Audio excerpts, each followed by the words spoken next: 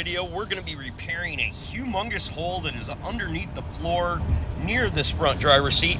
In other videos, I'm going to show you how to remove this seat. I'll put it down in the description so you know how to get this thing out easily. I've got a pretty ingenious way of fixing this that's not only affordable, but effective. What is happening, folks? My name's Clay with Clay's AC and Auto Repair and the Clay Way here in Muskegon, Michigan. And I believe my job here on YouTube is not only show you how to fix things, but to inspire you, empower you, and give you something that you never knew you had, while taking things from you that you definitely don't need and showing you not to be the next to them, but the very first to you, while teaching you that if anyone else can do it, I promise you, you can do it too. So, folks, if this video ends up being helpful, please consider subscribing, clicking the notification, sharing my videos, and give me them sweet old thumbs up. And if you've got a question, I answer them for absolutely free. I don't collect information, none of that BS. You can look me up on Clay's AC and Auto Repair on the Facebook Messenger. I certainly try to help everybody I can with their cars, but not that old baby mama drama. And if you want to help the channel, please consider turn on one of the Clay Way sweet playlists at nighttime. Just turn that no volume down on your own computer and let them suckers play from front to back. You can donate, you can buy merch from a merch store, whatever you want to do, or you can just send me a nice comment. That always works too. Let's get going with this repair. When I get going, I stay going on this stuff. Obviously, the first thing that we're going to do is we're going to remove the floor mats up underneath here. And this one has the factory ones. Okay, so we need to get down to this carpet, and there's a hole underneath here we need to repair. So we've got our seat out of there, and I've got great video on showing you how to do that if I didn't put it in this video. Underneath my Ford Escape playlist. Anyways, so we need to remove these two tabs, and we can use a screwdriver or you can use a trim tool like mine, and we're going to remove these two tabs, and we're going to pull this rubber back here, and hopefully we can flip the carpet up enough to do the work that we need to do underneath it. Okay, now be really careful not to damage these. These are a little bit longer and a little bit harder to get, I've found. I don't have them readily available in my shop, and I have a lot of things in my shop. So once them are out of there, we should be able to pull this trim piece back right here and pull it right off and out of the way. The next thing that we're going to do is we will probably remove this one as well, but this one's a little bit simpler because all we have to do is notice where this is at, pull up this trim and pull it back, and we can slide this out of the way. Usually you just pop out with tabs. You can reach back here, pull it out of its area there, and you got a little pushy there and a little pushy there, so two pushies, and that'll come right up. Now we'll start pulling the carpet back once we get all our bolts and stuff out of the way so we don't lose them. Now we want our carpet to lay down properly when we get done, so we have a couple of pushies inside here too, and you'll be able to fill around the rim of the carpet and fill them pushies up in there and remove them before you pull the carpet back. Okay, so I pulled that pushy away, and we're gonna pull up with, oh my goodness. Woo! Hooey! Man, that's some good big old hole right there. Oh, we're gonna have to do some grinding to take that stuff off of there. Do some cutting. We're gonna need to look underneath and see what is underneath this thing to make sure we don't cut into it, because we're gonna have to take this rust out of here. But I think I got a simple patch for this, so I don't think it's gonna be anything too complicated. Now, this rubber right here that's in here, this stuff, this is sound isolator. They just spackle it on the top of there. Look at that thing just fall out of there. Wow, dude. That's not super copacetic, but the edge of it feels okay. So we'll just patch over it. We're just kind of doing this as a favor for this guy. And I've had this happen on other vehicles before. I've had where this was all rusted out of here. So what you do with this is you make a box out of steel, you take a some square tube, and you weld your nuts into place, and you can replace this part if you're experiencing that trouble. Hopefully you're not, because that was a pain in the butt, but it did work. So just get older and keep them on the road as long as you can for as inexpensive as possible. And you're not spending a bunch of money and people aren't shoving it in you without Vaseline. Okay, so I'm gonna take an 8mm and I'm gonna loosen the bolt that is retaining the emergency brake cable. At least I believe this is the emergency brake cable. But anyways, I want to get this cable out of my way so when I go to put down my flooring, I can make a little shelf that I can affix up to the sidewall right here. I know that I'm not doing a 100%, hey, this thing's going to last forever type repair, but I'm thinking of this as more of something that you folks can do at home to get a couple miles out of these things without somebody taking all the money out of your pocket. So I'm going to take a vacuum and I'm going to clean up all of this mess right here, and we're going to go down and look and see how far we can make this panel go across here. Okay, looking at this from underneath, the good thing is that there's nothing in here that's going to interfere with things. So I think what I'm going to do is I'm going to make a panel that fits in here underneath, and I'm going to grind down as much of this with the wire wheel, as much of this rust that I can get off as possible. And I'm going to use a seam sealer or stuff that I use for the rear where the shocks rust out to seal them up. I figure cars nowadays are built with screws and twigs and pretty much glue. I can glue this panel down. Now you could take this to a body shop and have them replace this floor panel. They'll cut out of all the spot welds and they'll put you a brand new floor panel in there, but it's probably going to exceed the value or get near what the value of the vehicle is. So I think this repair should last, 3, maybe 5, maybe even 7 years, and probably will outlast the vehicle itself. But once we cover this up, I think we'll be good to go. We're going to do a panel here, and we're going to do a panel on top and just glue it in there. I would probably screw it in there, but I'll probably cause more rust if I do that. So I think gluing a panel here will work.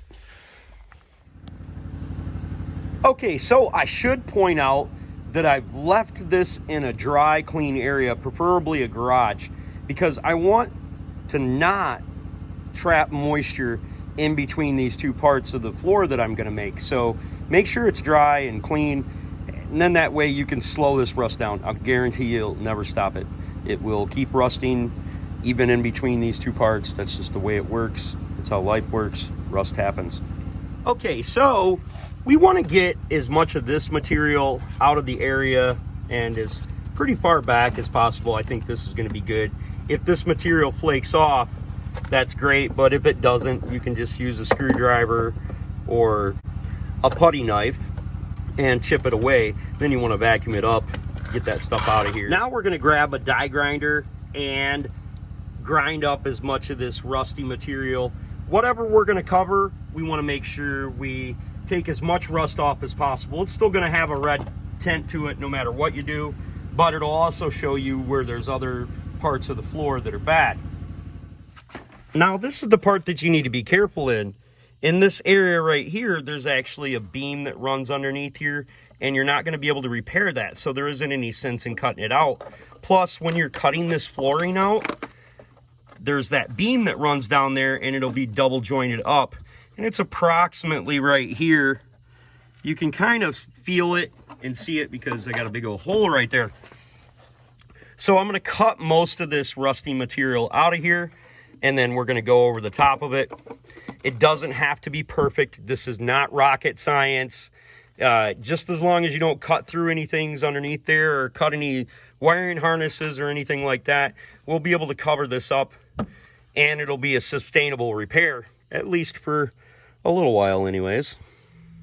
Now, I'm just taking little bits out at a time, and if you feel your hand up underneath here, you'll feel the rim of other material right here. So we don't want to cut into any of these double portions. We just want to cut this area out where it was just one single layer.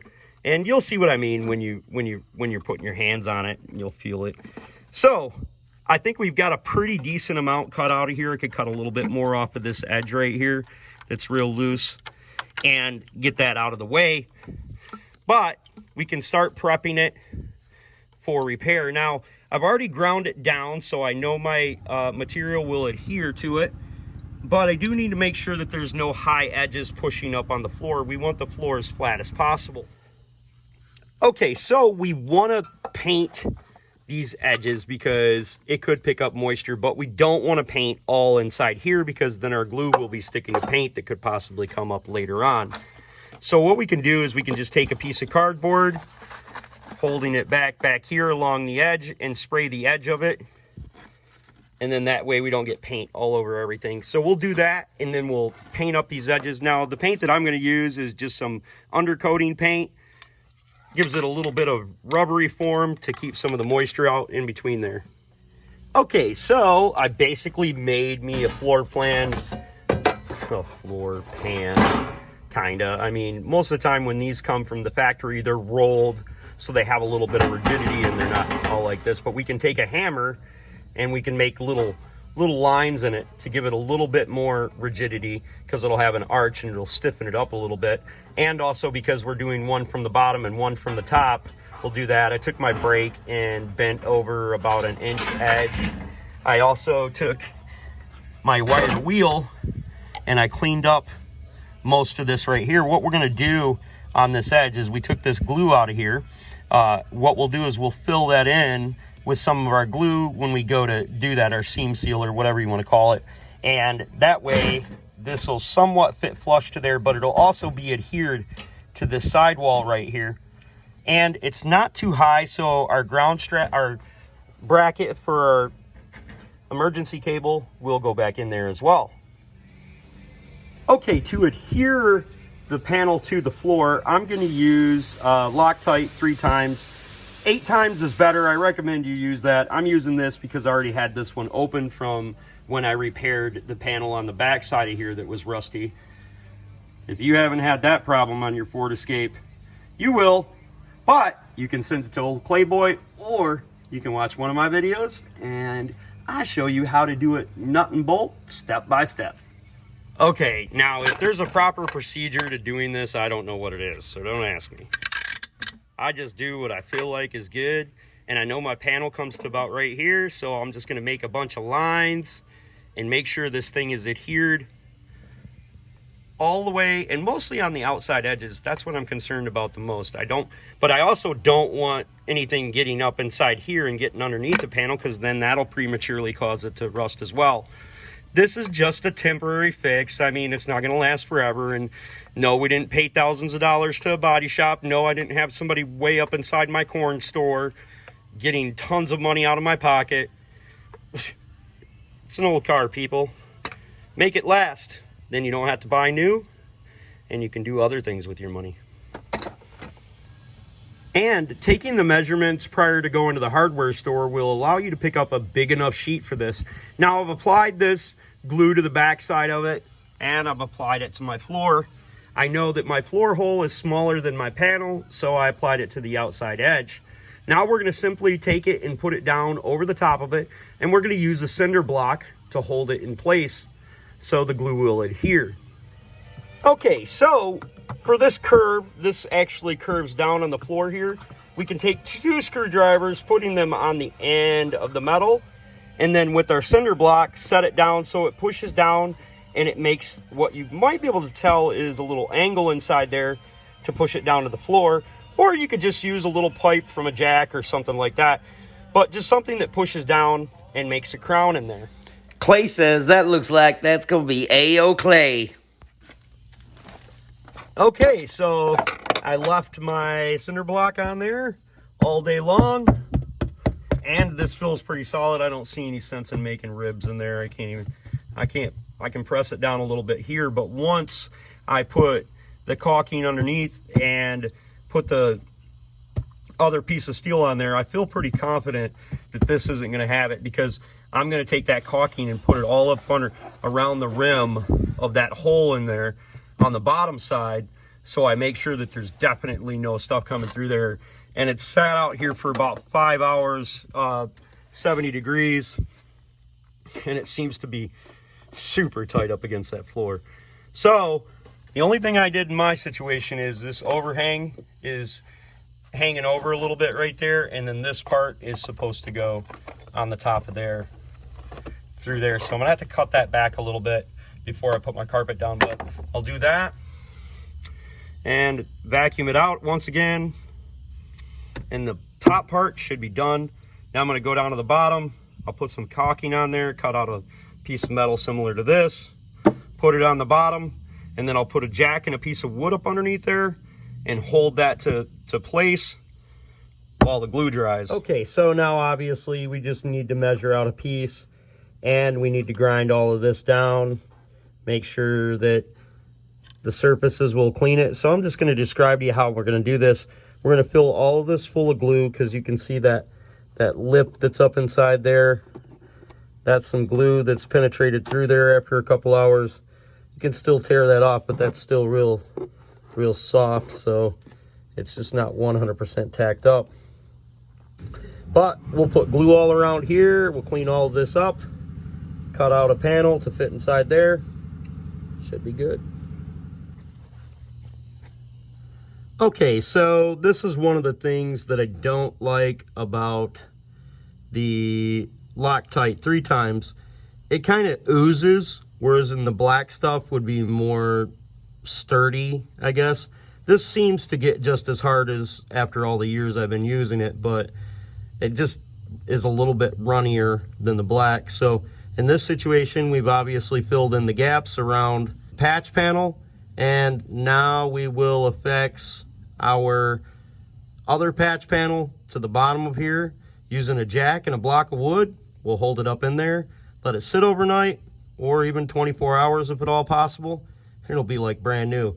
Then we'll use the undercoating to coat it, to give it a nice little rubbery finish, and hopefully keep out some of that rust for a while. I'm sure on film you folks won't be able to tell that this PL 8 times is not so like drippy and stuff, but it's a lot taller. I just spurted that out of there, and it's a lot stiffer. So I do like using this far more than the other, but I already had the other tube open, so I had to use that. Well, if you're like me and you've been taking lessons from Scooby Dumb all day, you put the stuff on the wrong side of the stinking plate because you cut an edge out of it so it would fit up in there better. Just take a plastic bag, like from a shopping cart or shopping store, Walmart or whatever, and stick it in there. Now, whatever board you use to hold it up there, and the plastic bag is going to allow the board not to stick to the metal. Try to use a board or a piece of wood that is very close to the same size. That way you're able to get even spread pressure over the panel and it sticks up in there. Also, if you have any gaps like I have down here, fill them in and make sure it goes on there. But anyways, starting to look pretty good. Once we get it all done and it's adhered up in there, then we'll spray it with our undercoating and we'll be done. Theoretically speaking, you probably could have just done this. I believe the job that I did is kind of half-assed because I could have replaced the floor, but I don't think that the value would have been there, as I stated earlier. So this is kind of, if you just did the outside of this, I guess it would be quarter-ass. So anyways, you know. Now that we've got that wood up in there, nothing to do but read the instructions and see how long we have to wait before it's solid. Then we're good to go. Pull off the plastic, paint her up, wait the time for it to dry, and you're running down the road with a fixed escape that's not going to get a bunch of snow and water up inside it every time it rains or snows. Okay, so we're pretty much done underneath here. We've got that all covered and undercoated. Probably get a little bit better up there in the corner, obviously. But for the most part, you can see what I did. And I think it turned out pretty darn good and should last a long while. So yay, Clay. Wow, I think that turned out really, really good. I mean, I spent a little bit more time on it than I should have between filming it for something that was literally just two pieces of metal, one on top of the other, and a little bit of cleanup and stuff. It still ended up taking me a couple hours with filming this stuff. Hopefully you're inspired and empowered to do something that you've never done before. Save yourself a little bit of money. That's what my videos are about. I try to do things economically, and it's something that will last or should last. I know this is kind of an urban engineered way of doing it, but I mean, who's going to put $2,000 into a car that's 12 or 15 years old? You know, if you can avoid that, I'm sure this will last long enough for you to keep that car in the garage and keep saving a little bit of money in the old bankaroo. If this video was helpful, please consider subscribing, clicking them notifications, and sharing them videos. Turning down that volume at nighttime, putting on one of the sweet Clayway playlists, and letting them suckers play at night. That's great for me and great for the channel. You can reach out to me on Clay's AC and Auto Repair on the Facebook Messenger. I will try to answer your question. I generally answer them within a day or so, if not sooner than that. God bless you, folks. Remember, don't be the next to them. Be the first of you. And if anyone else can do it, I promise you, you can do it too.